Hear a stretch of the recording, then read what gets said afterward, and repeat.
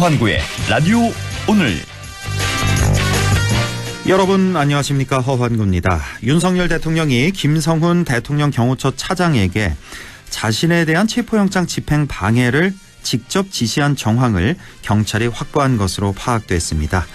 경찰 비상계엄 특별수사단은 지난달 1차 체포영장 집행을 전후해서 윤 대통령과 김 차장이 미국 메신저 앱인 시그널을 통해 주고받은 문자 메시지를 확보했는데요. 윤 대통령은 김 차장에게 체포 시도가 이루어질 경우 경호처가 적극 나서서 막아라, 이런 취지로 지시한 것으로 전해졌습니다. 사실이면 공무집행 방해죠. 경찰은 윤 대통령도 특수 공무집행 방해 혐의로 입건했는데요. 이미 내란 수괴 혐의로 구속 기소된 상태인데 죄명이 하나 더 늘게 됐습니다.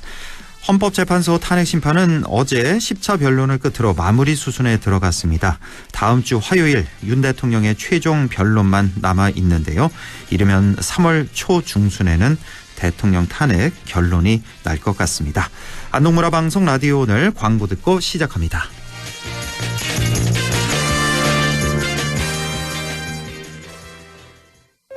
안녕하세요, 이찬원입니다. 발이 편하면 하루가 편하죠.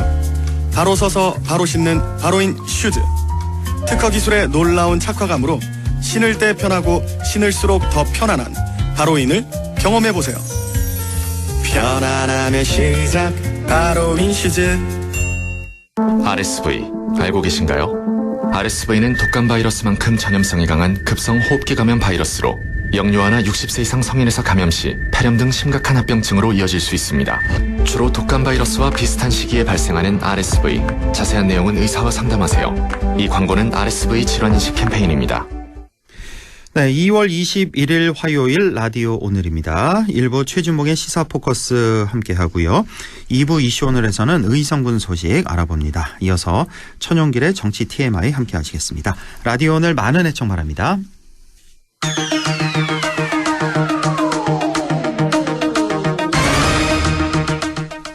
네, 최진봉의 시사 포커스입니다. 오늘도 성공회대 최진봉 교수와 함께 할 텐데요. 지금 전화 연결 상태가 지금 매끄럽지 않아서 전화를 하고 있습니다. 조금 전에 들어온 뉴스 속보를 먼저 좀 말씀드리겠습니다. 한 시간쯤 된 것 같은데요.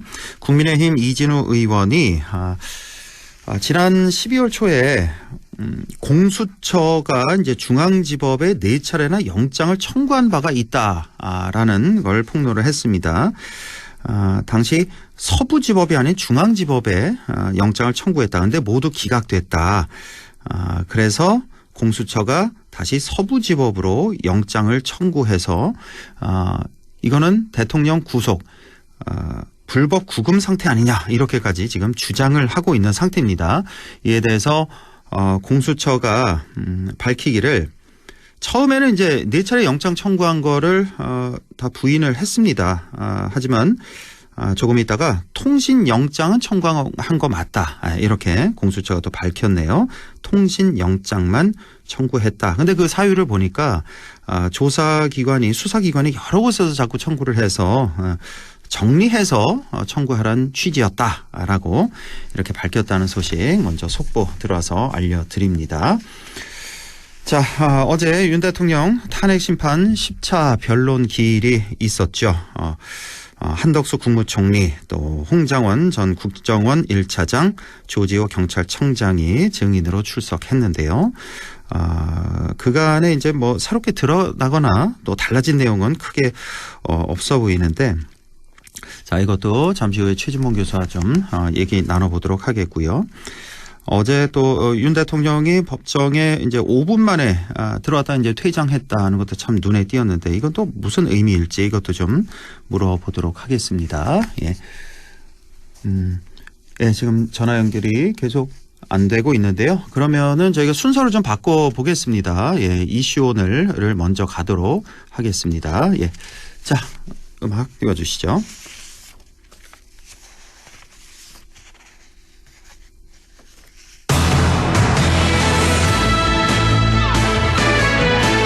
네, 2부 순서죠. 원래 이슈원을 먼저 당겨서 하겠습니다. 오늘 의성군 소식 알아보는 시간이죠. 산수유 꽃맞이 행사 소식부터 많은 소식이 의성에 준비되어 있다고 하는데요. 의성군 홍보과의 권기범 주무관 연결을 해보겠습니다. 권기범 주무관님 안녕하십니까?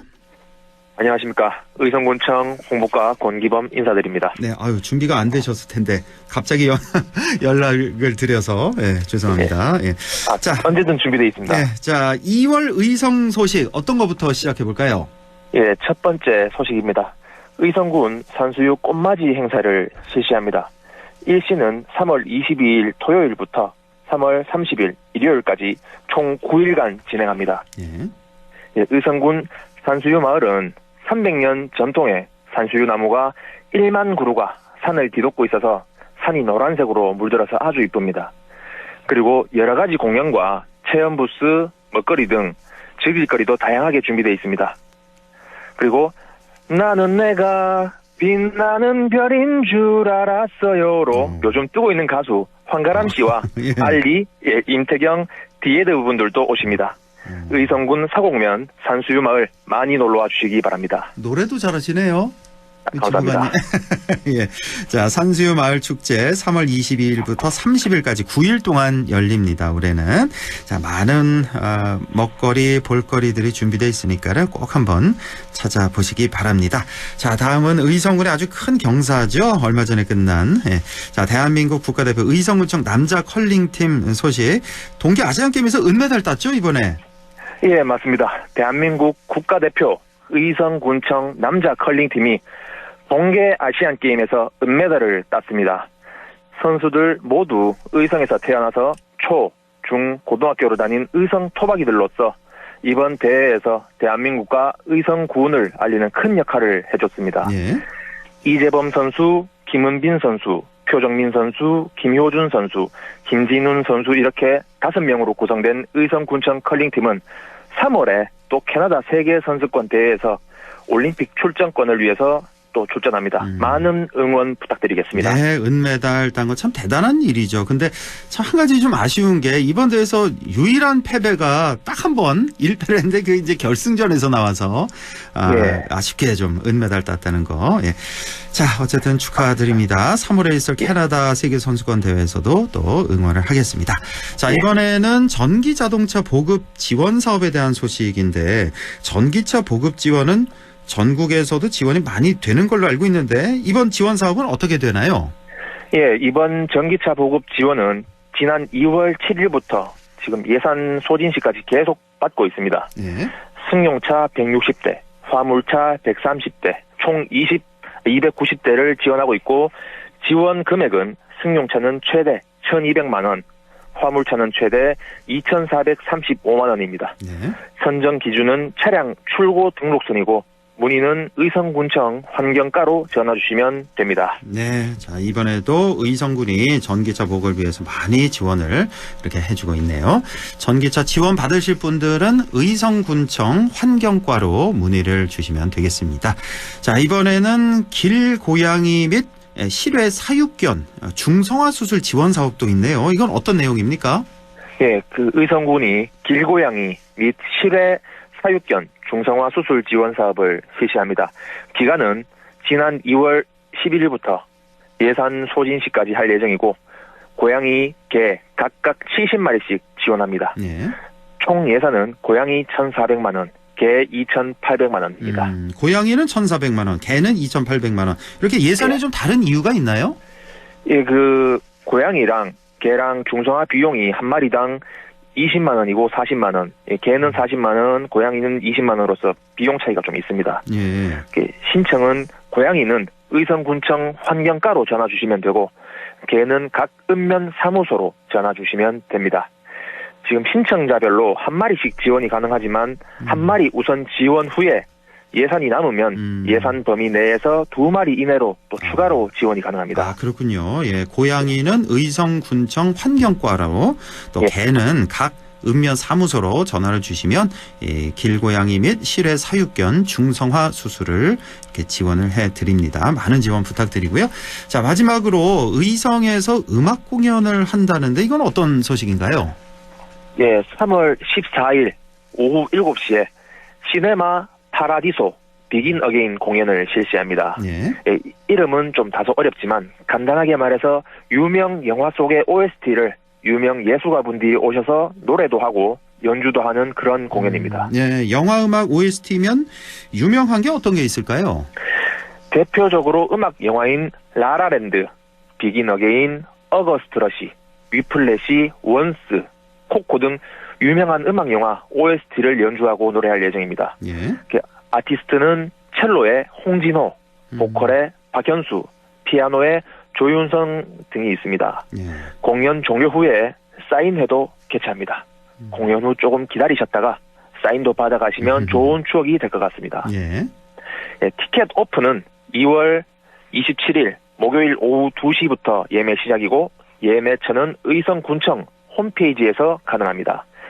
전 좌석 2만 원입니다. 의성 군민분들은 1만 원에 예매 가능합니다. 많은 관심 부탁드리겠습니다. 네, 이상입니다. 알겠습니다. 이렇게 해서 의성 소식 알아봤습니다. 의성군 홍보과 권기범 주무관과 함께했습니다. 고맙습니다. 예, 감사합니다. 네. 자, 오늘 전화 연결 상태가 계속 좋지가 않은데 천용길 시사평론가도 좀 수월치 않아서 노을에 함께 노래 이거 들으시고요. 연결이 되는 대로 바로 이어서 인터뷰하도록 하겠습니다. 우리 기억 속에 늘 아픔이 묻어 있었지. 무엇이 너와 나에게 상처를 주는지 주는 그대로 받아야만 했던 날들 그럴수록 사랑을 내세웠지. 우리 힘들지만 함께 걷고 있었다는 것 그 어떤 기쁨과도 바꿀 수는 없지. 복잡한 세상을 해결할 수 없다 해도 언젠가는 좋은 날이 다가올 거야. 살아간다는 건 이런 게 아니겠니. 함께 숨 쉬는 마음이 있다는 것 그것만큼 든든한 벽은 없을 것 같아. 그 수많은 시련을 이겨내기 위해서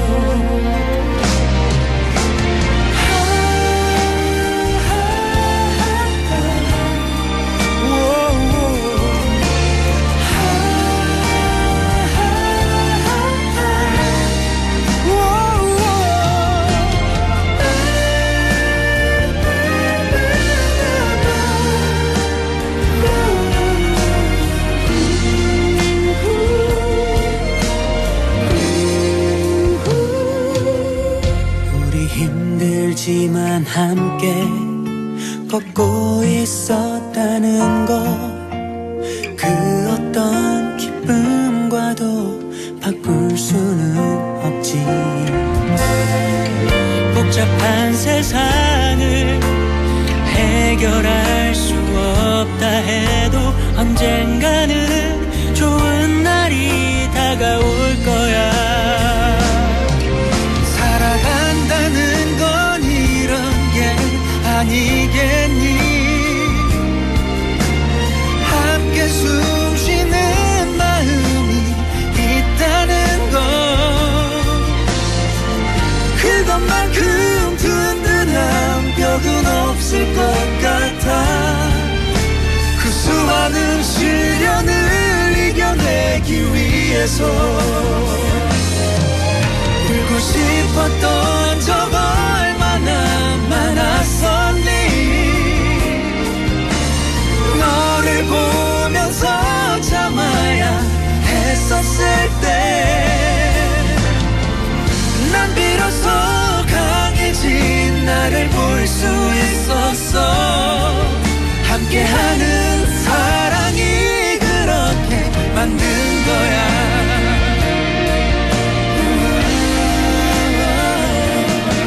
살아간다는 건 이런 게 아니겠니.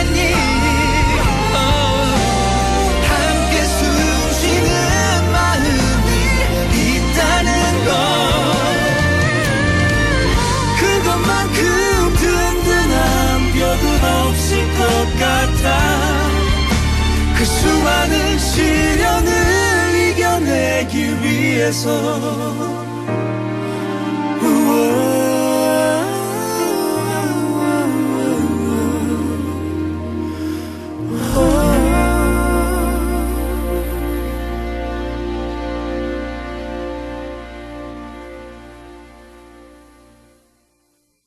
나에게 딱 맞는 대학, 나에게 꼭 맞춘 대학. 나만의 경쟁력을 원한다면 안동과학대학교로 오라.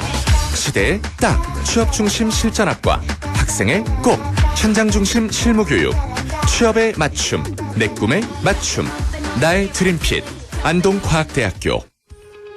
오늘도 안전하게 음주운전 예방수칙 알려드립니다.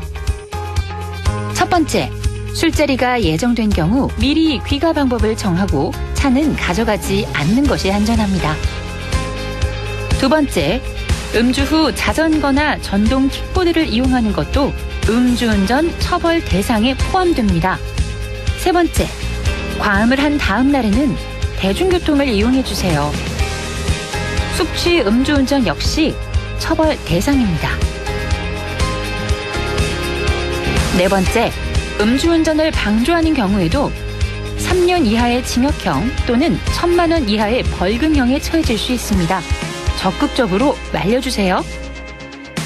위험한 음주운전 미리 예방하여 소중한 생명을 지켜주세요.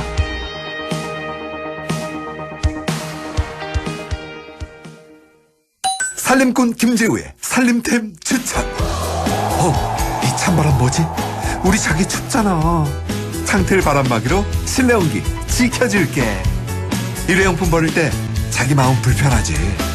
포장은 다회용기로. 플라스틱 거절한다. 우리 채소로 만든 맛있는 한 끼. 식재료 유통을 줄이면 탄소를 줄일 수 있어. 이 모든 것 저 김재우의 살림템이자 지구 살림템. 기후 위기로부터 우리의 행복을 지켜낼 수 있도록 함께해요. 지구 살림템. 공익광고 협의회.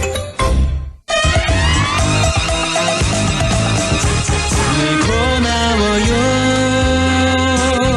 우린 친구예요. 함께 노력하는 MBC와 함께 100.1 MBC 라디오.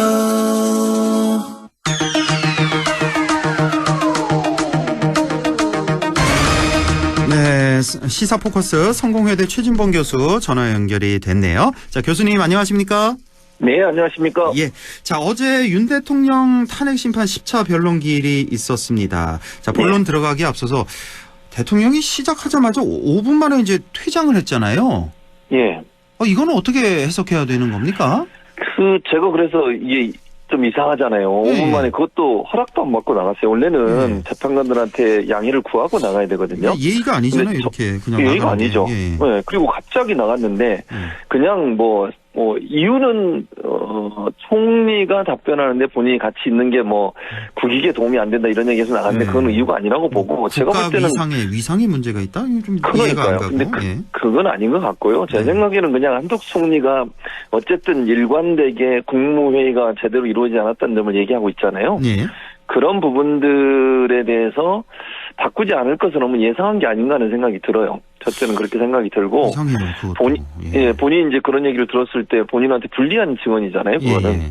그래서 그런 점 때문에 아마 나가지 않았을까라는 게 개인적인 생각인데 모르죠. 어떤 일이 있었는지를 알 수가 없으니까. 또 더 황당한 건 아침에 가서 형사재판 받고 거의 한 15분밖에 안 했잖아요. 형사재판은. 그럼 몇 시간을 거기 있었던 겁니까 대체? 거기 거의 3시에 했으니까. 헌법재판소에 거의 한 5시간 이상 있었던 거잖아요. 좀 이상합니다. 거의 그렇게 보면 4-5시간. 근데 그 사이에 무슨 일이 있었는지 우리가 알 수가 없고, 근데 갑자기 그런 이상행동을 하다 보니까 이상하고, 또 그렇다고 구치소로 돌아간 게 아니라 홍장원 차장 할 때도 들어왔잖아요. 그렇습니다. 그 한덕수 총리의 발언에 대해서 좀 우려가 있었는지, 제 그냥 개인적인 판단은 그렇게밖에 해석이 안 돼요. 다른 걸로 해석이 안 되고 또 우리가 알지 못하는 무슨 일이 있었을 수도 있겠죠. 그건 뭐 밝혀지지 않았으니까 말을 못하겠고 그런 상황이라고 생각이 됩니다. 혹시나 또 뭐 점심 식사를 했을 테니까 그러니까 뭐 식사 그런 중에 또 이상한 또 추측도 생기는데 어쨌든 글쎄요 한덕수 총리가 뭐 불리한 증언을 해서라기보다는 그거는 이제 뭐 뒤에 나오는 홍장원, 조지호 마찬가지로 불리한 증언 할 거란 말이에요. 그렇죠. 그래서 그걸 피한 거 같은데 어쨌든 설명이 안 됩니다 이거는. 이해가 안 돼요. 잠깐 화장실 갔다 온다 그래도 뭐 10분 20분 갔다가 들어오면 되는데. 그렇죠. 그걸 끌고 날렸단 말이에요 한덕수 총리를. 어쨌든 그게 좀 이상해서 한번 좀 여쭤본 거고. 자, 어제 한덕수, 홍장원, 조지호 증인이 이제 출석을 했는데, 뭐 다 다루기보다는 이게 뭐 그동안 뭐 새롭게 드러나건 뭐 달라진 내용이 없기 때문에 혹시 우리 교수님 보시기에 좀 눈에 띄는 어떤 증언이 있다면 뭐 한두 가지 정도만 좀 말씀 주실까요? 어제는 이제 제가 눈에 띄는 건 홍장원 차장의 메모 관련된 건데 지금까지는 메모를 직접 가져온 적은 없었어요. 실물을. 근데 어제는 이제 그 영상도 준비를 했고 또 실물도 가져와 제출한 걸로 알고 있거든요. 그 부분이 이제 눈에 띄는 지점입니다. 그러니까 증거라고 하는 게 말로만 했다가 이제는 물증이라고 하는 걸 가져와서 제시했다는 점, 그 점이 이제 의미가 있다고 저는 생각을 하고요.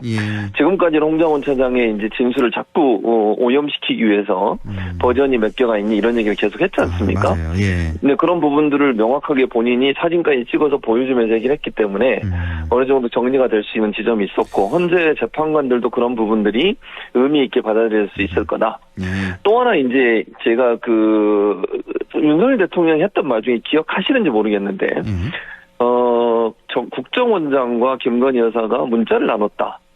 그 기억나시죠? 그렇습니다. 거기에 대해서 물어봤잖아요. 윤석열 대통령이 답변을 했어요. 자기도 모르겠다. 동문서답을 하는 것 같았어요. 아무 의미 없는 답변이 나와서.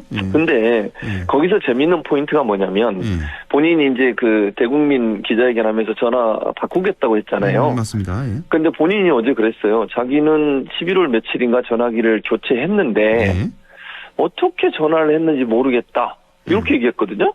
그러니까요. 근데 저는 이제 어떤 생각이 드냐면 그러면 윤석열 대통령은 바꿨는데 김건희 여사는 안 바꿨나? 이런 생각이 또 드는 거예요. 한편으로 생각하면. 그렇죠. 그렇게 생각이 들 수 있잖아요. 생각이 들죠. 예를 들면 아니면 새로운 전화를 만들긴 했지만 옛날 전화를 계속 사용하고 있나? 그렇죠. 그건 모르는 거잖아요, 우리가. 근데 어제 뉘앙스를 보면 본인도 잘 모르겠다 그래요. 그러니까 국정원장의 전화번호를 어떻게 알았는지 또는 그 전에 저장돼 있는 전화번호를 가지고 옮겼는지 이런 여러 가지 얘기들이 나올 수 있고 또 하나는 윤석열 대통령도 본인이 뭐 그 김건희 여사가 그걸 바꿨는지 명확하지 않게 답변을 했기 때문에 혹시나 김건희 여사가 전화기를 안 바꾸고 옛날 전화기를 계속 사용하고 있는 건 아닌지 그런 의문도 드는 그런 발언이었다는 생각도 든다. 그게 좀 눈에 띄는 지점이 아니었나는 생각이 듭니다. 지금 대통령 변호인 측에서는 이제 홍장원 차장에 대해서 뭐 신빙성이 없다, 메모도 조작됐다 등등 뭐 여러 가지 공격을 하고 있습니다.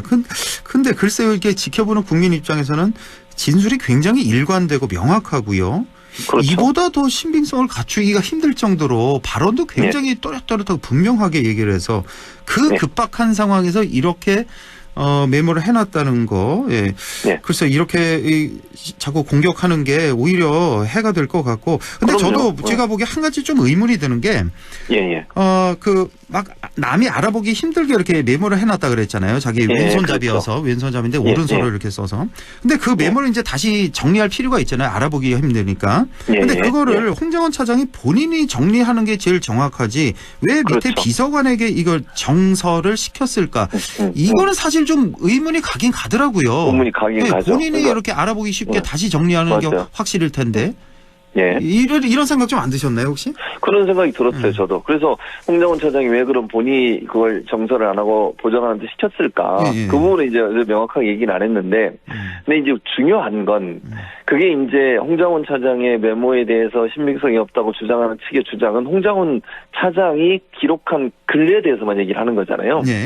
근데 문제는 뭐냐면 교차 확인이 가능하다는데 초점이 맞춰지지 않는다는 거예요. 예를 들면 조지호 경찰청장, 그다음에 김대우 수사단장, 방첩사 수사단장 이런 사람들의 증언도 동일하잖아요. 그리고 특수전, 그러니까 특전사, 곽정근 사령관, 곽정근 사령관과 그다음에 그 부하 있습니다. 또 그 대령 있잖아요. 갑자기 이름이 생각이 나는 박상현인가? 박상현 대령이 또 나왔잖아요. 예. 그때 그 헌재 재판관들이 직권으로 증인 심사관. 기억나시죠? 기억납니다. 예, 대령.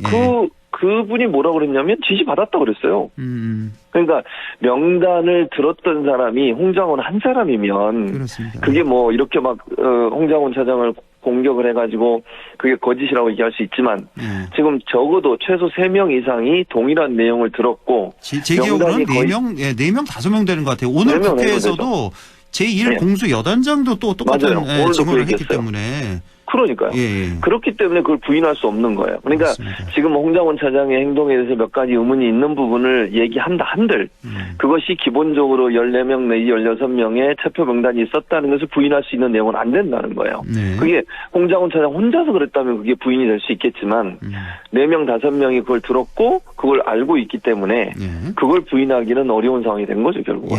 자, 이제 최후 진술이 다음 주 화요일입니다. 25일에 있고 이제 이게 끝나면 이제 선고만 남게 되는데, 자, 그렇습니다. 보통 그 전에 보면 뭐 노무현 대통령, 뭐 박근혜 대통령 이 선례를 보면 한 2주 정도 이렇게 걸리는 2주. 걸로 봐서 그러면 2월 25일부터 2주 후면은 3월 11일 화요일인데 이제 이때 만약에 이제 선고가 나고 만약에 탄핵이 된다면 이제 조기 대선이 문제가 아닙니까? 그러면 그로부터 이제 2달 후기 때문에 만약에 3월 11일에 선고가 나면은 5월 7일 수요일이에요. 이때가 좀 유력하고. 그렇습니다. 근데 5월 7일이 달력 보니까 그 전에 토일 월화까지 연휴예요. 그리고 이제 그 다음 날 수요일이기 때문에 이거 날짜 이거 쭉 연휴가 되면 이제 투표율이 워낙 낮아지기 때문에 혹시 일주일 더 연기돼서 발표를 하지 않을까 뭐 이런 예상도 좀 나오는데요. 그렇죠. 근데 그런 예상도 있고 또 한편으로는 더 빨리 이루어질 수 있다는 예상도 있어요. 더 빨리 한 주 빨리. 그럼 4월 30일. 그렇죠. 왜냐하면 박근혜 전 대통령 탄핵 때는 11일 걸렸어요. 11일. 그리고 노무현 전 대통령도 14일이 걸렸고요.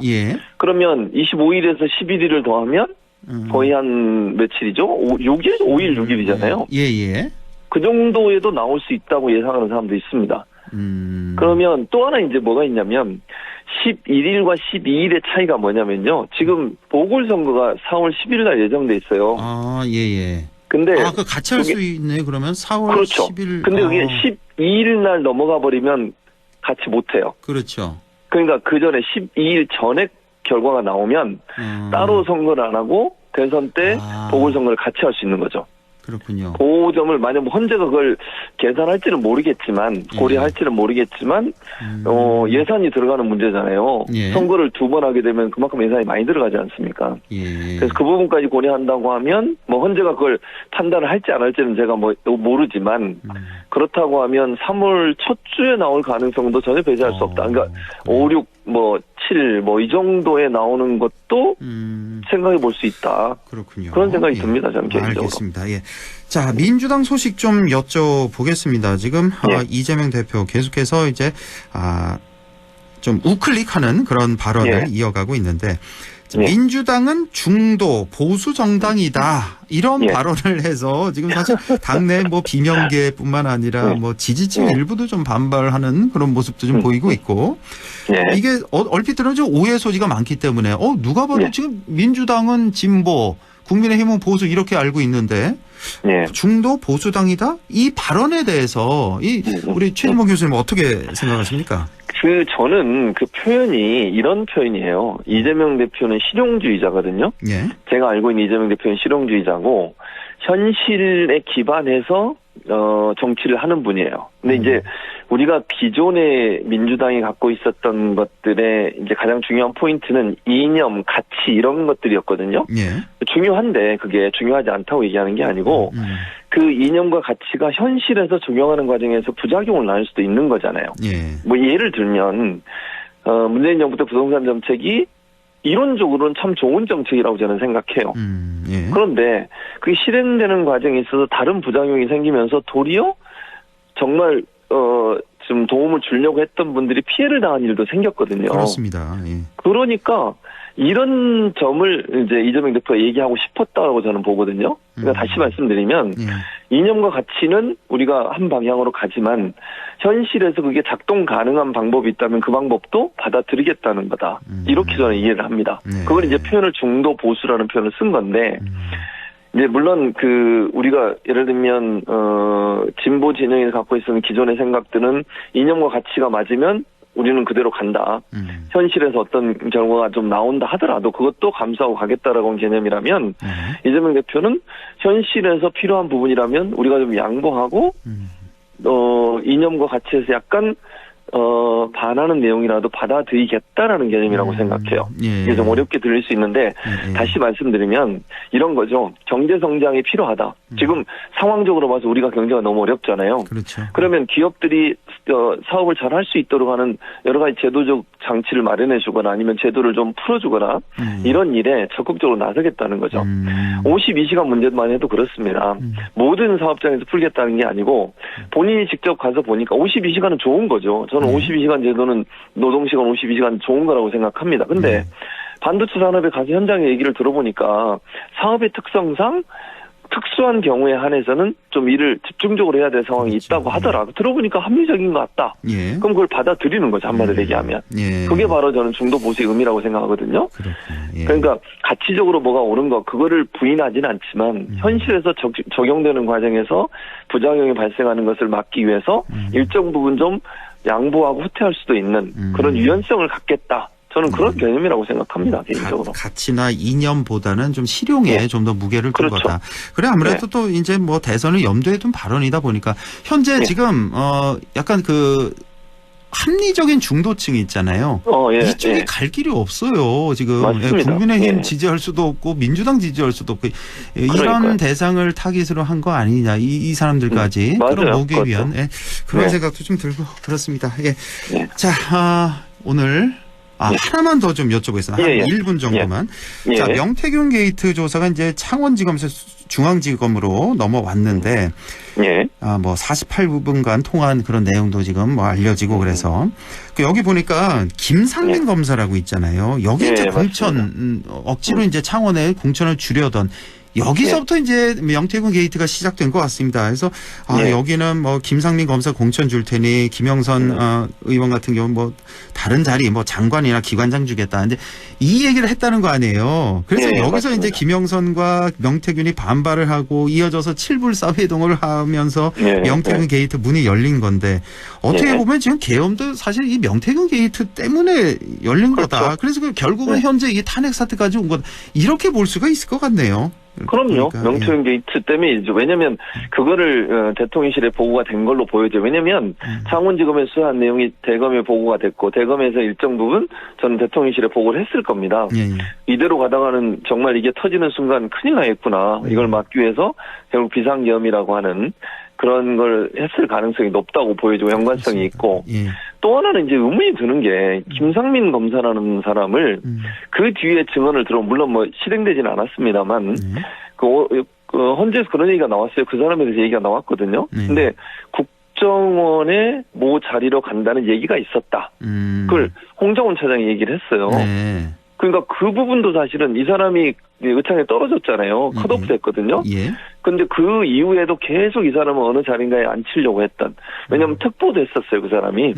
국정원 특보도 했었고요. 떨어지고 나서. 그리고 나서 또 다른 자리로 가려고 했던 게 아닌가 하는 의혹이 생기고 있는데 왜 그럼 김상민이라는 사람은 그렇게 했을까? 이게 상당히 의문이고 이건 밝혀져야 됩니다. 그렇습니다. 왜냐면 이 사람 때문에 이게 모든 게 이제 이렇게 일어난 거 아니겠습니까? 그렇죠. 그러니까 김건희 여사가 왜 김상민 검사라고 하는 사람을 이렇게 챙기려고 했을까? 그 부분도 반드시 수사가 돼야 되는 지점이라는 생각이 듭니다. 그렇습니다. 무엇보다 왜 대통령 영부인이 이런 데 일에 관여하냐. 왜 공천을 쥐락펴락하고 어느 자리 주니만이. 그러니까 모든 지금 문제점이 김건희 여사로부터 출발을 했다고도 맞아요. 볼 수가 있습니다. 그게 문제죠. 알겠습니다. 이제 수사가 어떻게 진행이 될지 또 지켜보겠습니다. 자, 성공회대 최진봉 교수와 함께했습니다. 고맙습니다. 네, 감사합니다. 네, 천영길의 정치 TMI 바로 이어갑니다. 천영길 시사평론가 연결합니다. 안녕하십니까?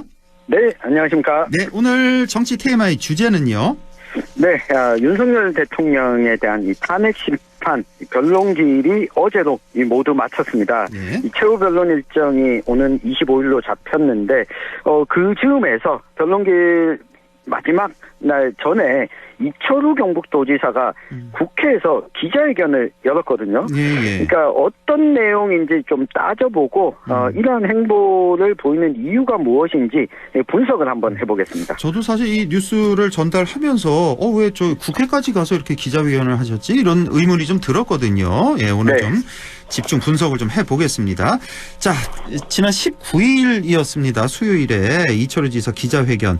이거를 뭐 누구를 대상으로 했다고 볼 수 있을까요? 네, 앞서 우리 허한구 아나운서께서도 왜 국회까지 가서 했을까? 예. 여기에 답이 있는 건데요. 그러니까 이철우 도지사의 기자회견의 시작이 이렇습니다. 그동안 경북도정에 매진하면서 정치적 표현을 자제해왔다. 그렇지만 이 경북지사라는 보수 우파의 종갓집 종손으로 이 말씀을 올리겠다. 이렇게 시작을 했습니다. 네. 그러니까 서두를 보면 이철우 지사의 기자회견이 어디를 향하고 있는지가 드러나고 있는데요. 그러니까 그동안은 경북도정에 매진해 왔지만 이제는 국회에 가서는 이제는 국가 단위의 일에 목소리를 내겠다. 그리고 표현 중에 보면 일부 정치인들은 반국가 세력에 대한 우려를 망상이라고 폄하하거나 라고 하는 표현이 있거든요. 예. 근데 이게 야당을 통칭하는 것이 아니라 반국가 세력을 야당이라고 상정하고 이걸 우려다, 망상이다, 폄하하는 것은 야당이 야당을 망상이라고 폄하할 수는 없지 않습니까? 예. 예, 그러니까 야당에 대한 비판을 망상, 폄하하는 것에 대해서 여당 내 정치인들을 향해서 이 국민의힘 내부에 있는 탄핵 찬성파를 향한 목소리가 아니었나 이렇게 해석할 수 있겠습니다. 탄핵 찬성파를 향한 목소리다. 네. 존재감을 좀 드러내고자 하는 기자회견이었다. 이런 말씀이신데. 네. 자, 비상계엄에 대해서도 구체적으로 좀 옹호하는 입장을 내놨죠. 그렇습니다. 그 비상계엄 이후에 이철우 도지사가 이 비상계엄이라는 행위 자체에 구체적으로 옹호 입장을 내놓은 것은 사실상 이번이 처음이었는데요. 그러니까 그대로 인용을 해보면 이 좌파 정치권은 반국가 세력을 감시해야 되는 국가정보원의 국내정보 수집과 대공수사권을 폐지시켜서 간첩 수사를 어렵게 만들었다. 이 반국가 세력이 윤석열 대통령의 비상계엄 선포 행위를 자의적으로 내란으로 규정하고 여론전을 펼치고 있다. 그러니까 이 비상계엄은 내란으로 볼 수 없고 이 내란으로 규정하는 것은 야당인데 야당을 반국가 세력으로 지칭하면서 소위 윤석열 대통령이 비상계엄을 선포하면서 이 반국가 세력 때문에 어쩔 수 없이 이 계엄을 할 수밖에 없었다라고 하는 주장을 옹호하는 입장을 이철우 경북도지사도 내놓은 겁니다. 그러면서 비상계엄도 옹호하고 탄핵 심판 절차 자체를 또 비판하고 나섰는데, 그러니까 이 반국가 세력이 국민이 선출한 윤 대통령을 탄핵시키고 조기 대선을 통해서 국가 권력을 획득하려 하고 있다. 때문에 이러한 행위는 대한민국 전체를 장악하려고 하는 시도다. 이렇게 이야기를 하면서 탄핵을 반대하는 이 집회 참가자들, 그러니까 극렬한 극우 지지층들을 독려하는 입장을 이철우 지사가 내놓은 겁니다. 글쎄 이걸 어떻게 봐야 될지 우리 천길 평론가한테 좀 묻고 싶은데 이게 이철우 지사의 본심일까요? 어떻게 보세요? 저는 그 이철우 도지사가 그동안 보면 문재인 정부 시절에도 도정을 이끌지 않았습니까? 예. 당시에 이철우 도지사가 이야기를 했던 것들을 보면 제가 뭐 이 기자간담회 자리에서도 물었었고, 그러니까 사석에서도 물어본 적이 있습니다. 그러니까 이철우 도지사는 왜 그 문재인 정부에 대해서 당의 입장처럼 공개적으로 비판하지 않냐라고 물었더니 본인은 도정을 책임지는 사람이고 국정을 책임지는 사람의 국정 책임자의 지시와 방향을 따를 필요가 있다라고 했었거든요. 그러니까 이거는 이철우 도지사가 교사 생활을 했고 국가정보원에서 공직 생활을 했던 그 역사 속에서 있는 건데 실질적으로 마음속에서부터 야당이 반국가 세력이라고 여긴다기보다는 지금의 국면에서 이철우 도지사가 이 본인의 정치적인 입지를 이 극렬 지지층들한테 적극적으로 호소하는 차원이 아니었나 이렇게 저는 해석을 하고 있습니다. 아무리 그래도 이제 국민적인 어떤 상식선이라는 게 있잖아요. 그런데 거기에 지금 좀 사실 좀 반하는 이런 행동들 아니겠습니까? 이 비상계엄을 옹호한다는 거. 그렇습니다. 그래서 좀 이게 좀 적절치 않다는 좀 생각이 좀 들어서 좀 한번 여쭤본 거고요. 네. 자, 기자회견 직후에요. 지금 민주당 경북도당에서 즉각 이철우 도지사를 또 비판하고 나섰죠. 그렇습니다. 앞서 이야기하신 것처럼 이 민주당 경북도당이 즉각 성명을 냈는데요. 이 대한민국을 전 세계 웃음거리로 전락시켜서 나라를 위태로운 지경에 몰고 간 장본인이 바로 윤석열 대통령이라는 사실을 이철우 지사가 간과하고 있다면서 내란 종식과 헌정 수호를 바라는 국민을 어떻게 이 반국가 세력으로 규정하고 이 극우 집회에 참석해서 내란을 옹호하고 윤석열 대통령 지키기에 나서고 있느냐 이 비판을 했거든요. 이 성명이 나오자 이철우 도지사가 또 SNS에다가 메시지를 남겼거든요. 어떻게 해요? 그러니까 이 반국가 세력을 지칭하는 게 어떻게 본인이 국민이라고 지칭했냐, 이 야당 세력들을 지칭한 것이다, 라고 이철우 지사가 이야기를 했거든요.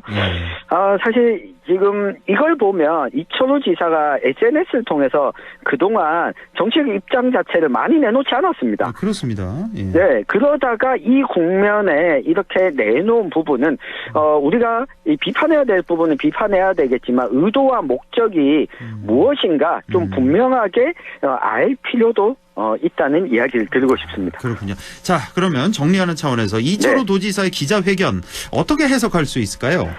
그러니까 지금 광역자치단체장 가운데 국민의힘 내에서 공개적으로 비상계엄을 옹호하는 입장을 내놓는 이들은 거의 없거든요. 그러니까 몇몇 분들만 보면 우선 오세훈 시장 같은 경우, 서울시장 같은 경우에는 이 비상계엄이 일어나고 이에 대한 반대 입장을 냈습니다.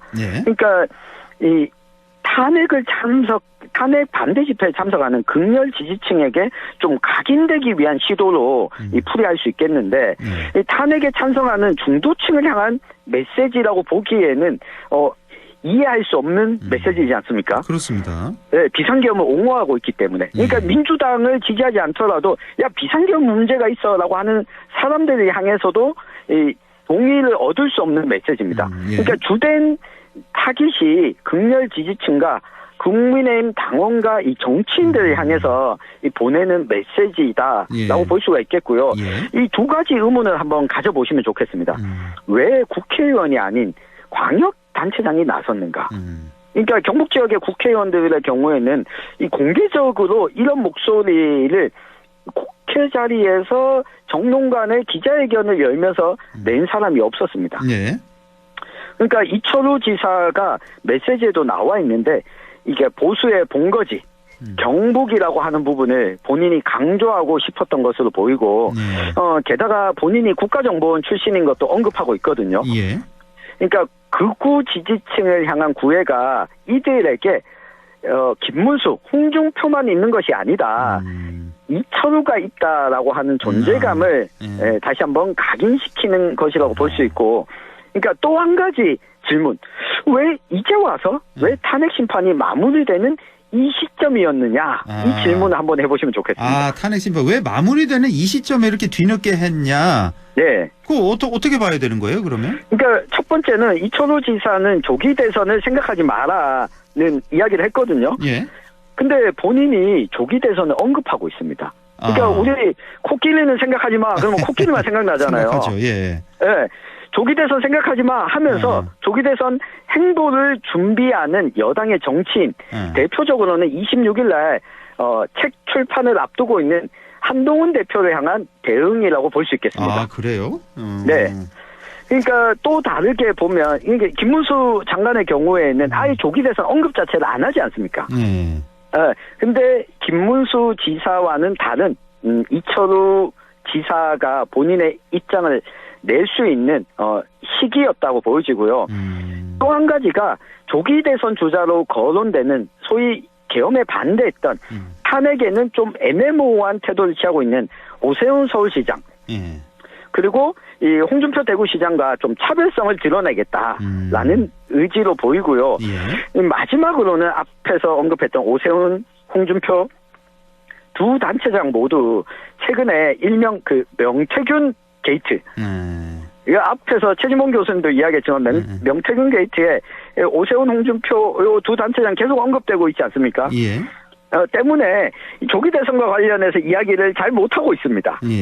요 타이밍에 국민의힘 내에서 영남권 대표 주자로 부상하겠다. 그러니까 홍준표 대구시장을 밀어내고자 하는 의도가 요 시기에 담겨져 있지 않을까 해석할 수 있겠습니다. 영남권의 대표 주자로 부상하겠다. 홍준표 시장 밀어내겠다. 이런 의도. 그럼 더 나아가서 대선 출마까지 생각을 하고 있을까요? 어떻게 보세요? 네, 뭐 실제로 지금 언론을 통해서 그러니까 이철우 도지사도 대권에 도전할 수 있다는 게 계속 언급되기 시작을 했거든요.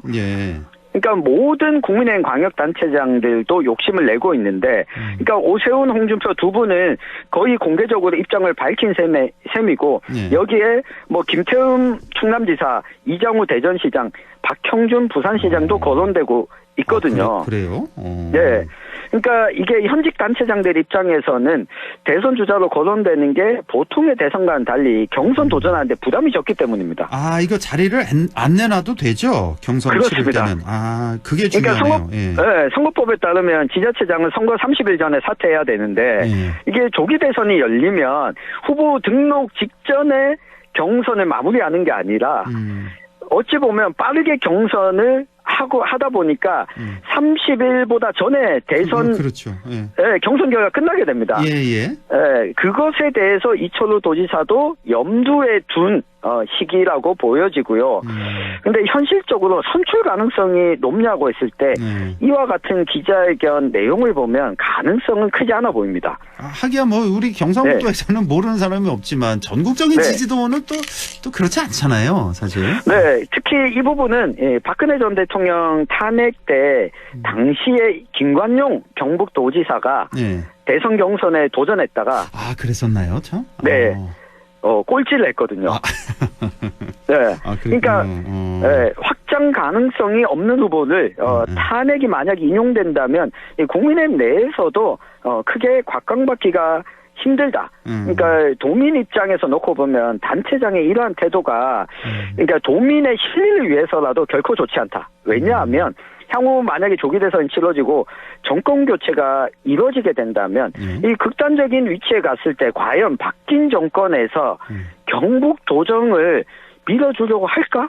이 부분에 대해서도 우리 청취자분들께서도 좀 생각해 보실 필요가 있다는 이야기를 드리고 싶습니다. 그렇군요. 알겠습니다. 오늘 여기까지요. 천용길의 정치 TMI 천용길 시사평론가와 함께했습니다. 고맙습니다.